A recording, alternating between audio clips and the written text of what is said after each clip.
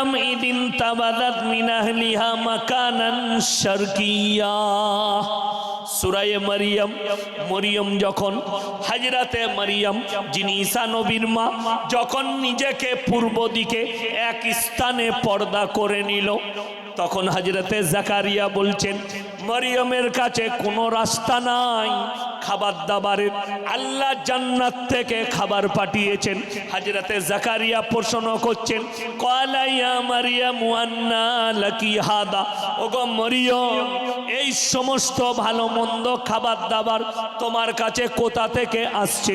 মরিয়ম উত্তর দিলেন, ক্বালাত হুয়া মিন ইনদিল্লাহ ইন্নাল্লাহা ইয়ারযুকু মান ইয়াশাউ বিগাইরি হিসাব।